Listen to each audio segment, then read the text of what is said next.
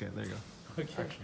wait for action. So speaking of action, we'll be moving in 3 dimensions today, but we'll be talking about 2-dimensional motion, analyzing and just describing the motion.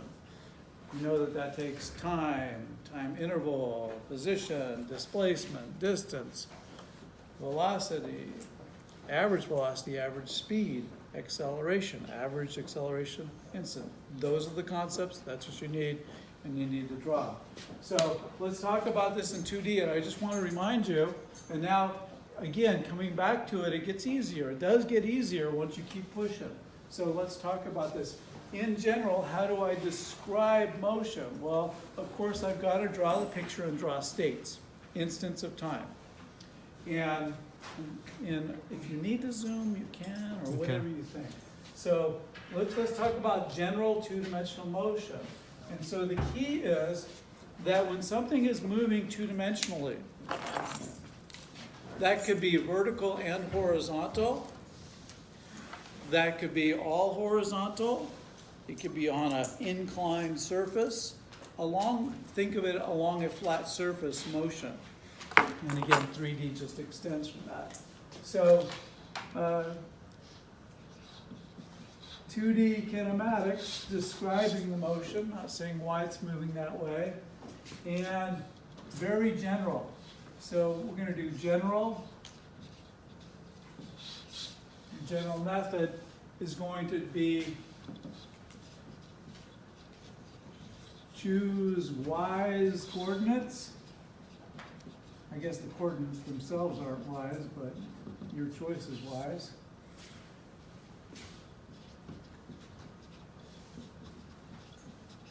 Show them.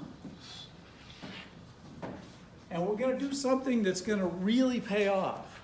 It's going to help remind you and draw you into the physics. And that is put what you know about the acceleration next to the axes. What I mean by that is you might choose, for example, plus x plus y. Maybe these are all horizontal. Maybe that's north and east. Maybe that's up and that's horizontal. Whatever, right? And we're going to tilt that sometimes too. Maybe it's going to go this way. Plus x, and then they're always going to be perpendicular, plus y. And so what I mean by this is notice what ax is. Ax equals blank. Or here, put it next to it. Ax equals blank. It might be 0. It might be a. Maybe all the acceleration is in that direction. That's usually what we do, have acceleration all in one direction, but not always. And then next to this, ay equals blank. Ay equals blank. It's going to pay off. So trust me on this. It's, again, not in the books yet necessarily, but this is really going to help. Okay, so we're just doing, by doing this, what we can do is take the motion and deconstruct it into, instead of a chapter 4 problem, 2 chapter 2 problems, 2 one-dimensional motions. We can look at the y motion and ignore the x, and then we could look at the x motion and ignore the y, and then see how they're connected. And so to do this in general, I've got an x direction, whatever that is. Ax equals blank. And I've got a y direction. Ay equals whatever. That's going to key us, and we can see from the motion what's going on. Is the acceleration always constant? Absolutely not, right? Absolutely not. In fact, it could be constant in one direction and not constant in the other. It could be 0, and often is 0. Usually we're going to have it be 0 in one direction and constant in the other, or it could be constant in both. But in general, you know the gig. We're going to subscript now the acceleration, the component of the acceleration vector ax at an instant, let's just say at state 2, just to throw in a number, is by definition dvx dt at t2, or state 2, right? How do I write that as an integral?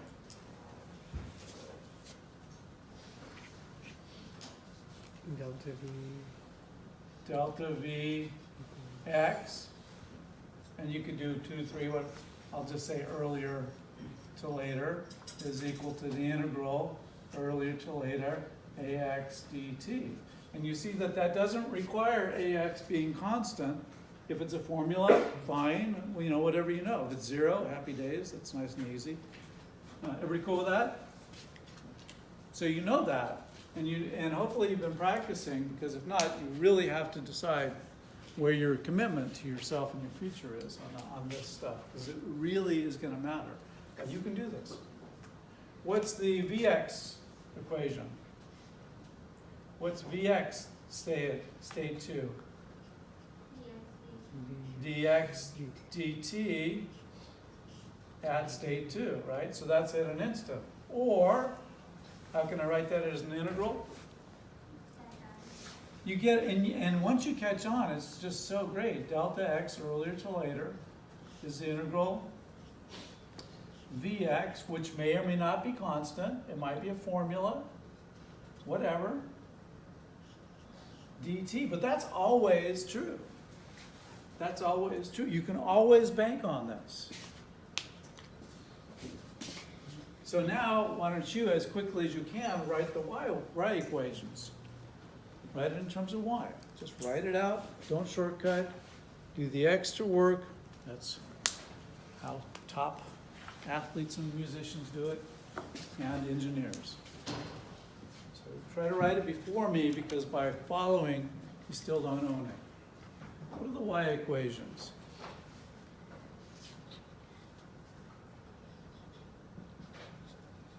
Whatever state.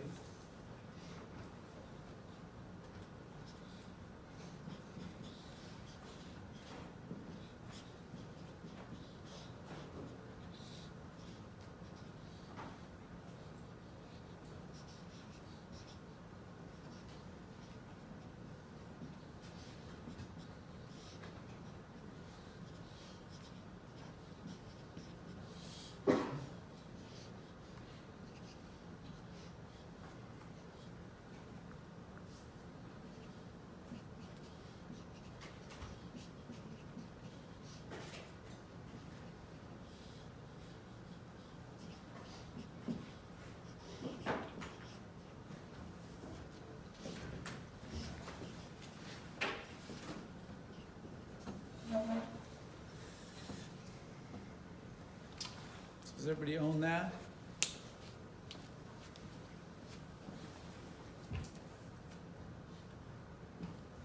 Flipped it around, huh? Put the other side on there. Okay, cool. Now, there's a couple of other things that you need to know. Of course, you need to know the definition of displacement and all that stuff, and we've talked about that. But things that give people trouble are the following. Remember that V average x is by definition what? What's the average velocity? Displacement over time, which I write delta x, and that's going to be earlier to later. That's going to be from between 2 times delta t earlier to later. And then, of course, I can do that in the y direction. The average y earlier to later by definition is delta y earlier to later over delta t. So if you're asked for the average velocity, first write it down, then think about how it applies to this situation.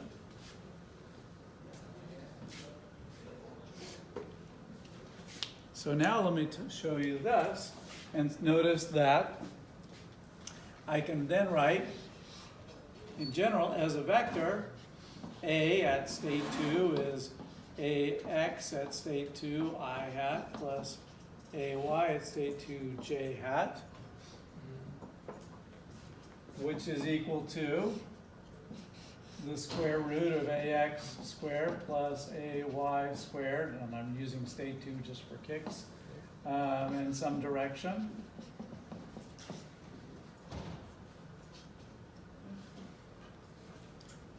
If I put it together, I can put it together, and then I've similarly v at state 2 is equal to vx at state 2 plus vy at state 2. And if you had 3D, you just keep going, which is the square root of vx2 squared plus vy2 squared and some direction.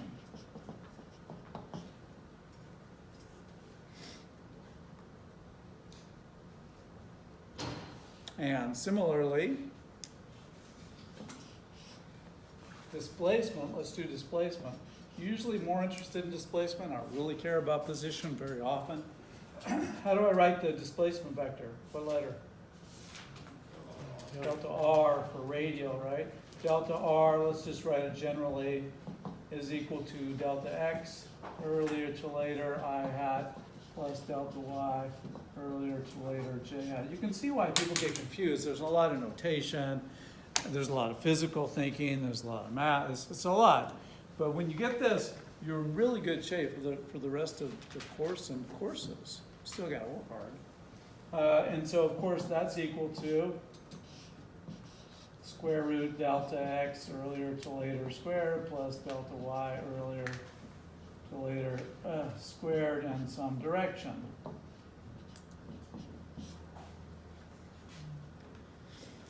And that's how you deal with vectors. You can look at the parts separately or together. Now, if you look at this, I can say, hey, what's the average velocity total? Well, average velocity is a vector. So I can go v average vector is equal to, and you got the x component, the y component. So you can go blank I hat plus blank j hat. Or you can put the magnitude and the direction. This pen is not going to fly. Can we get that all in the video? So, cool. All right, let's get rid of that guy. All right, everybody cool? And so it's good. You know this. We're just doing it, separating the motions. And then we can put them back together. So again, it's divide and conquer. You take your vectors, put them into what x part, maybe that's horizontal, maybe that's east, maybe it's whatever, and a y part, analyze it, and put it together. Now, it's true that a lot of our problems will have constant acceleration, and maybe most, you're going to make a wise choice of coordinates by saying, hey, I'm going to choose it so that one of these is 0 and the other is just a, all the acceleration. That's going to be your guiding principle. Later we'll have non-constant acceleration too, and you might have a few examples. So if I give you acceleration or velocity function of time, you can figure out which. If I give you velocity as a function of time, you can get the acceleration as a function of time, or whatever. And you just do them separate. Any questions? This is kind of nice. Still have to draw the states, show your coordinates, and you've got it. Label everything, but now you don't just label a delta x, you got to show a delta y. It's not just a v, it's a vx and a vy, and ax and an ay.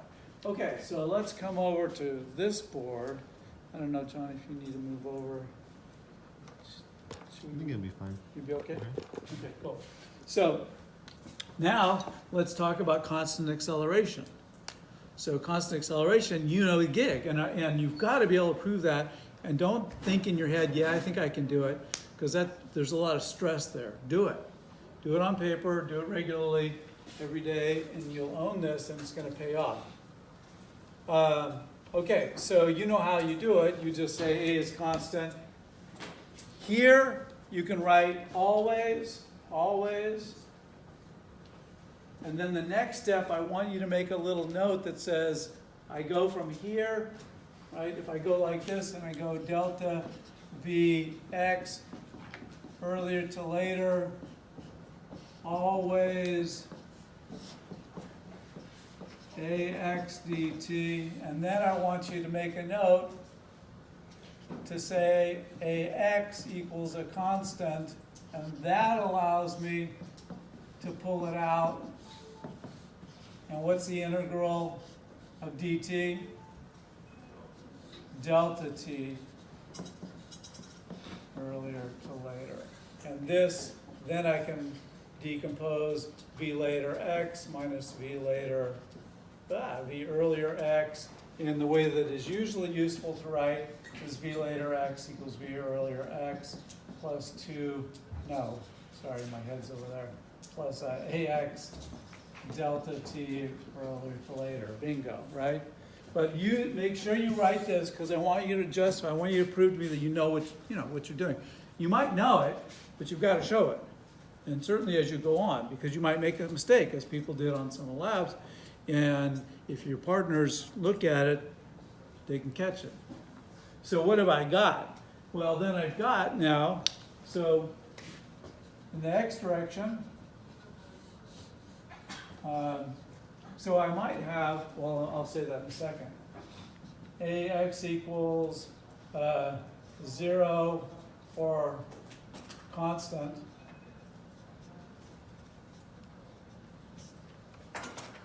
In that case, I got delta x earlier to later equals v earlier x. Now everything's got an x on it, except time, of course. Delta t earlier to later, hopefully you can write this fast, 1/2 ax delta t earlier to later squared. V later x equals v earlier x plus ax delta t earlier to later. What's this one?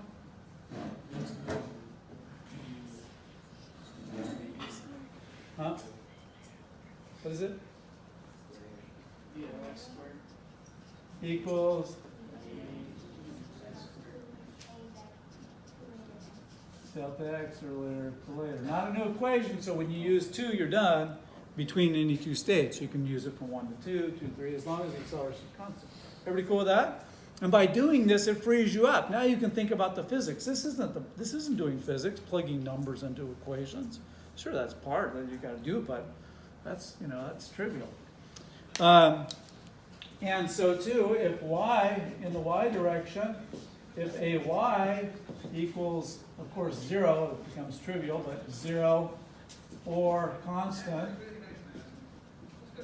then you know the equations. And again, by being able to derive these, you have this intimacy with these equations, this familiarity that allows you to just go and do it. So go ahead and write them as fast as you can. See if you can beat me. I'll write them slowly, but see if you can beat me. Once you write it, then you can look at the situation and make it specific. But practice. Don't sit on the sideline and go, yeah, I can do that.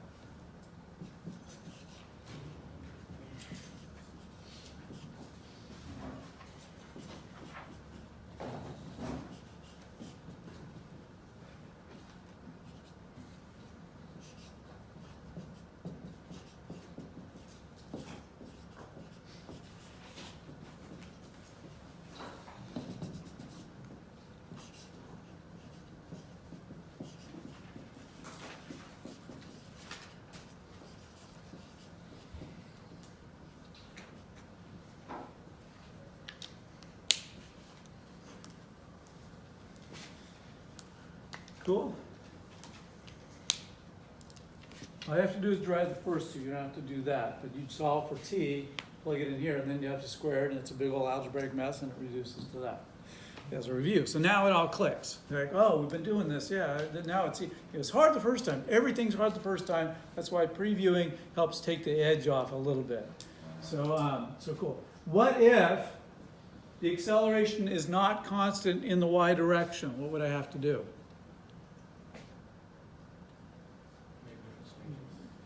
I'd have to go back here, right? But I can do this.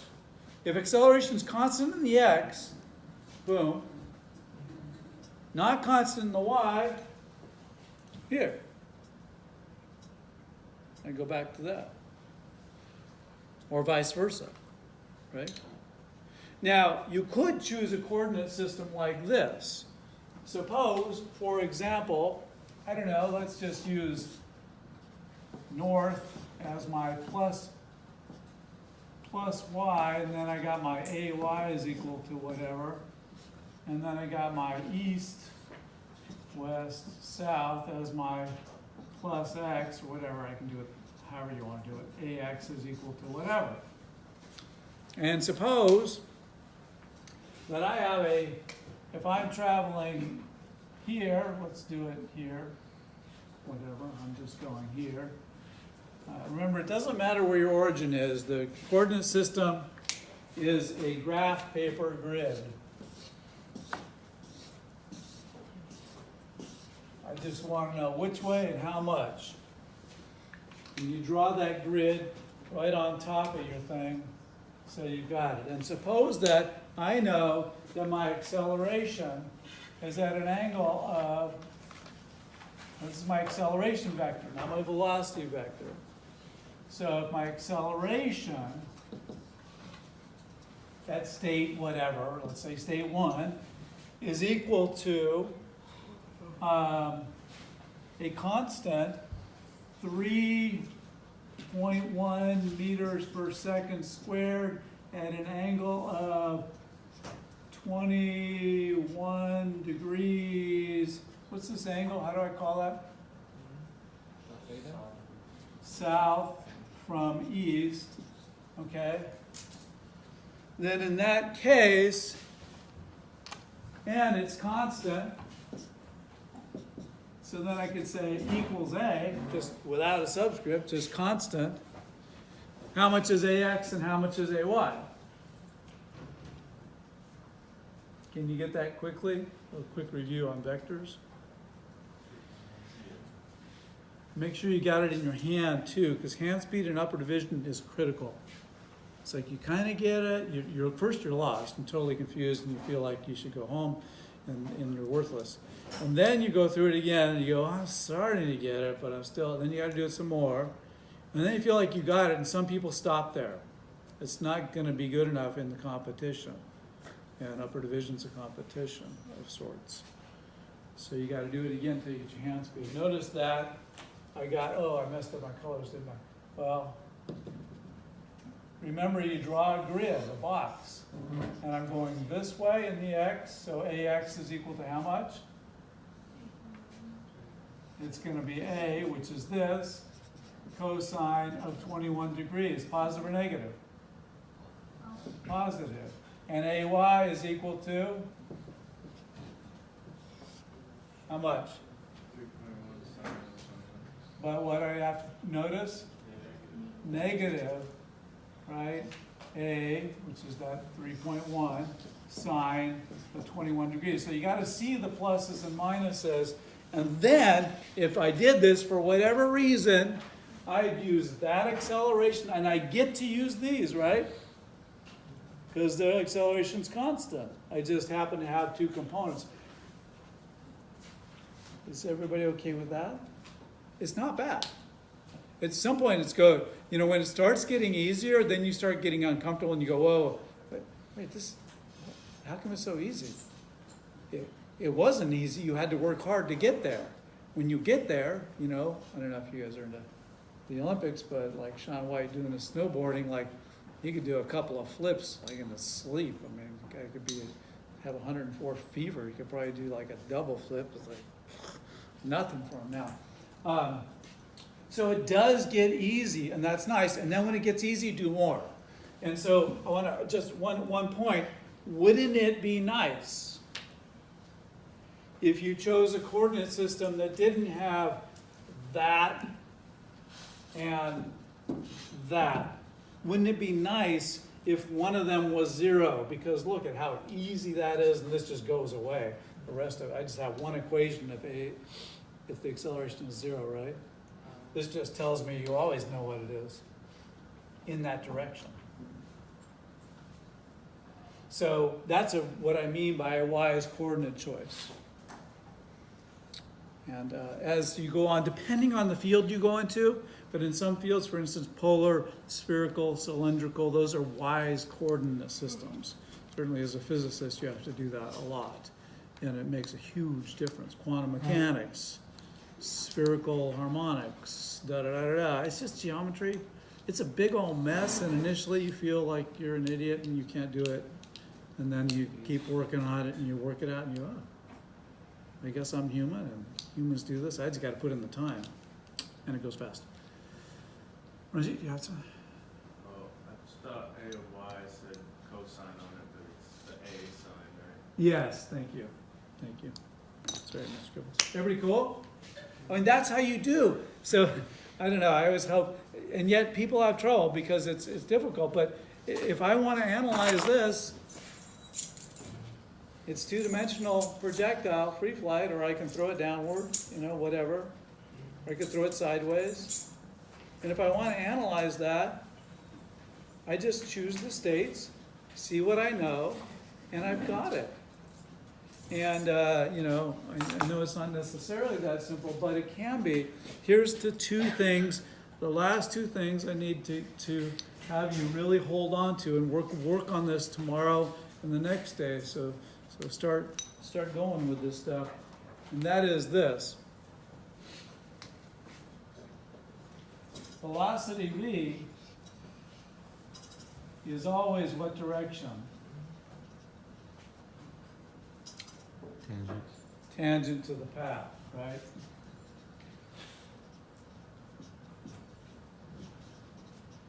Let's go backwards. What about delta r? What's that always?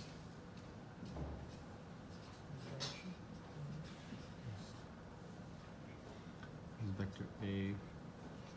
It's always between two states, right? This is at an instant, v1, v2, v3. And at that instant, it can have an x component and a y component.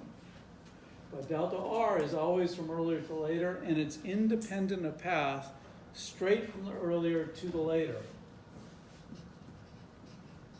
Independent of the path, straight from r earlier to r later. But it can have a delta x component and a delta y component. And finally, at an instant, so maybe I should just, this, but at any instant, that usually we'll be doing constant for now. Depends, right? If you're increasing speed, what is it? What's A? What direction is it?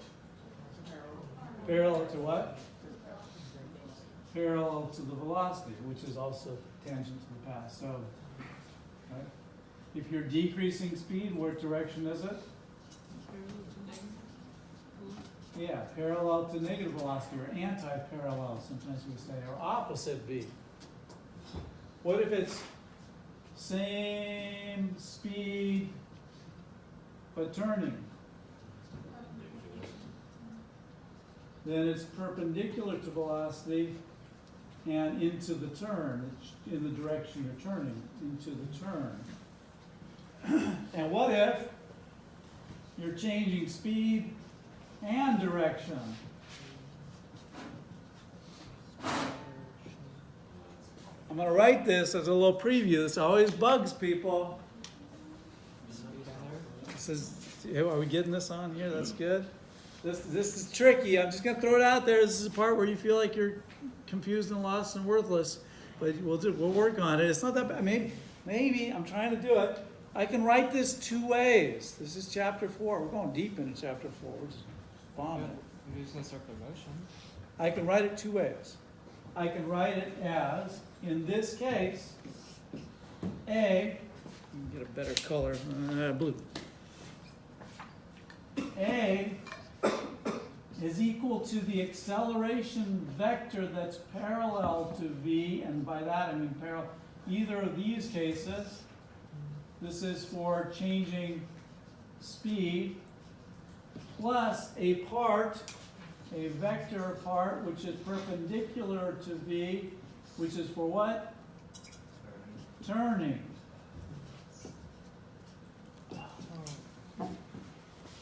And that's a really nice way to look at it. When you get more complicated, and don't worry about it, because we'll work our way up to it, so it can get more complicated depending on what you do. But each of those can be broken down into X and Y components. Now I'm gonna go ahead and do this since we got it on video. Are we good, Johnny? We got that all? That's pretty good. Okay. So let me write this up here. Would it be clearer up here, maybe? Yeah. Let me write this up here. And this, really, you've got your tools. Now just do a bunch of puzzles. Because the good news is we're not actually learning much new physics. The only new physics is motion in 2D can be broken down into two separate motions, even though they're happening at once. That's the new physics. And so here's what we've got. We've got A at some instant, let me just call it 1, at instant 1, is equal to A, the part parallel to V at state 1, and that's for changing speed, plus, now watch, okay, A perpendicular to V at state 1, but I don't want to forget, for turning. Now, that's equal to the A parallel to V at state 1 I hat. That vector can have X and Y parts. Just get the idea. And so the thing about physicists and engineers is you come to know math as a language. You just think it and you write this. So I'm just writing this idea that that vector could have X and Y parts. So let me write it as X part and A parallel to V state 1. Oh, wait. I got to put, what was I using? Y? I was using, that's the Y part in that direction. And this is not the whole thing, but this is the X part in that direction.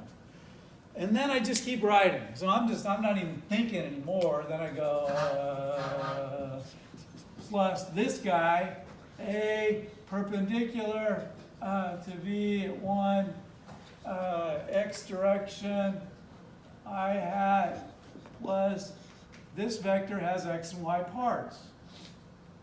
Perpendicular to V1. It's tedious, it's a lot of details. But you're not memorizing this. If you're memorizing manipulation of symbols, you are not in the game, and you will not survive. You can't just memorize. Every problem's different. Know the ideas, put it in math language. So what is this equal to? A parallel to V1 X part plus A perpendicular, this is the turning part, X part, and let me just throw in a red I hat. So I took this guy and that guy, plus A parallel to V1 Y plus A perpendicular to V1 Y part J hat.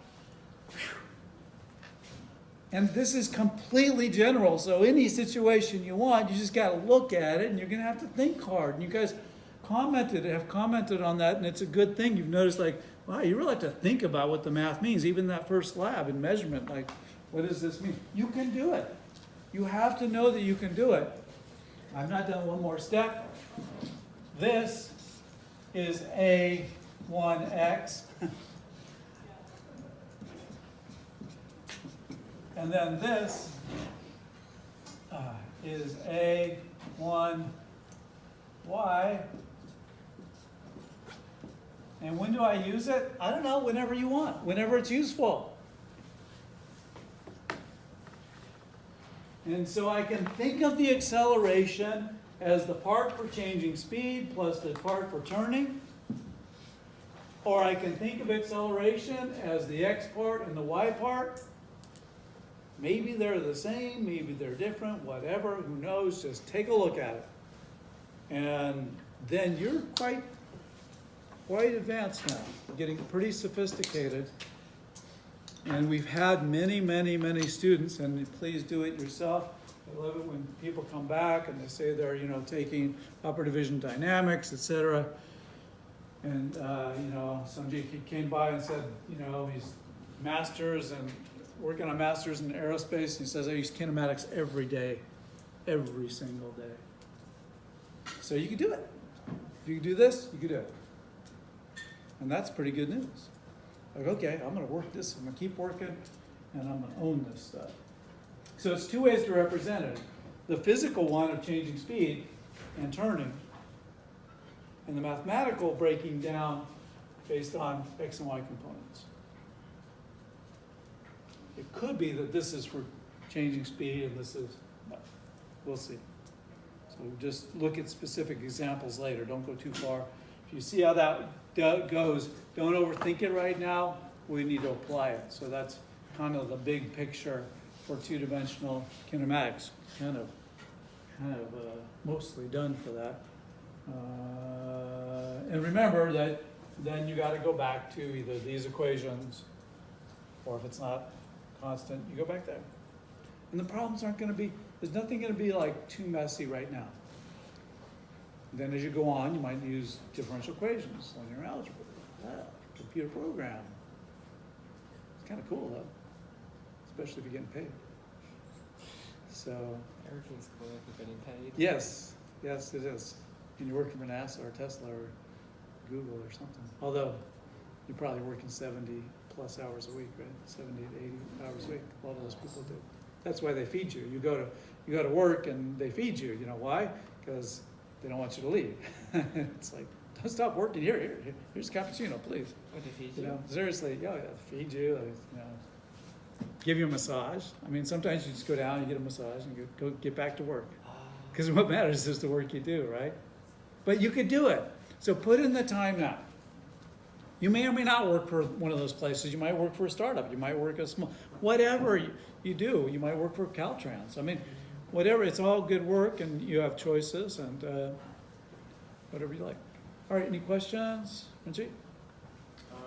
Why isn't it redundant when you put the I and X direction together? Oh, that's so. You picked the one place that in my mind I felt like I didn't say anything, and I just thought I'm just not going to say it, and then Ranjit doesn't let me get away with it. That's a really good. So, it's like this. Oh, it's because we broke it into components. Because we broke it in. Parallel and perpendicular. Yeah, it's kind of like, okay, this is the X part. So I can't say all of A is in the X direction. So it is kind of redundant, you're right. So here's another way that some people write it. Watch this, just for kicks. Some people will write this whole thing as AX vector. And that's fine. I just recommend not doing it. You'll see in linear algebra, you'll learn all this stuff. It's just put in the effort right now, guys. It really will change your life. AY vector. And then I don't need the I hats and J hats. Or X hat and Y hat in some books. Totally doable. So you drop the X1 or V1? Oh yeah, sorry, I would need the 1. 1 and 1, state 1. If it's changing, if it's constant. But I drop the, so I take the value and the direction and put it together. And the value and the direction and put it together. And that's what becomes this guy here. Okay, because when it's I and J hat, they're just scalars still? So yeah, it's this amount with units, always with units, in that direction, this amount in that direction, which is why I'm on a mission. One day I'll be happy to, it's kind of fun to try to change how things are taught and how people think about things, but this is a big one because this is really entrenched. But I don't want to call the people that call those unit vectors anymore. It's like, it's going to be almost impossible to change that. They should be direction vector because this is how much and this is the direction. Yeah. This is means in the x direction. Not one, you're not multiplying, it's just means in the, it's literally what it means. And if you know linear algebra, etc., I mean, that's what it means. And this means in what? Whatever, too much sharing. All right, so good, we'll cut that video. I'll see you.